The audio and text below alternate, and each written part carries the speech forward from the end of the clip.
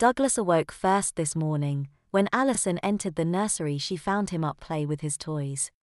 "Good morning, baby." Alison beamed. "Let's get you out of there and cleaned up. Today is going to be a busy day." As she helped him to the changing table, she said, "Today I'm taking both my babies to the zoo. Now won't that be fun?"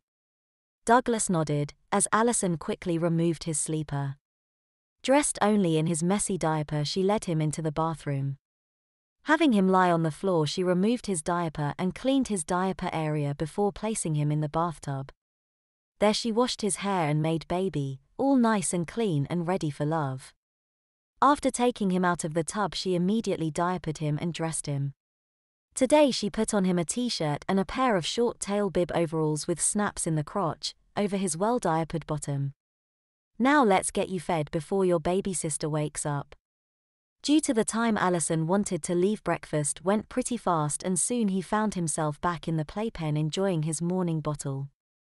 Alison then walked into Natasha's room and woke her. "Baby Tasha, wake up." Alison chimed as she helped her toddler girlfriend to her feet. "Oh, baby is really stinky this morning." Natasha blushed as Alison said this. Soon she felt Alison pushing on the back of her messy diaper, making her bottom hurt even more than the previous evening's spanking. Alison led Natasha through the house to the bathroom. There she was undressed, washed, diapered, and dressed in a toddler-style sunsuit. As she waddled out to breakfast, she had no idea that her nursery print plastic pants and the top of her diapers were clearly visible. Natasha was allowed to feed herself with a spoon, but for some reason Natasha couldn't explain. She was very awkward at this, landing much of her breakfast on the high chair tray or her bib. After she was done and wiped off, she too was led into the living room and given her morning bottle. "Now babies, be good and finish your BABAs while I pack for the zoo." Alison made several trips to the nursery, then to the kitchen. Finally she wheeled the stroller into the living room and helped Douglas into the seat. "Baby Tasha, you're big enough to walk for now." Natasha pouted and said, "I wanna ride." "Not Dan."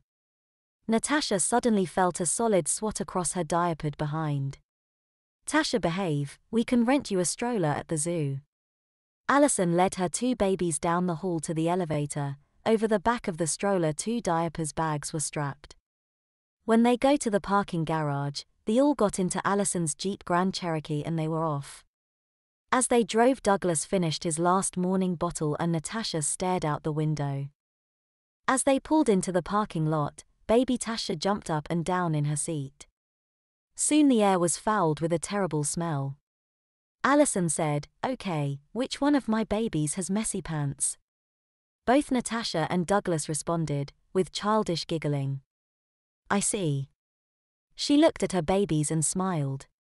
"I'll change the babies, but remember I only have a limited amount of diapers with, and once they're gone we'll need to go home."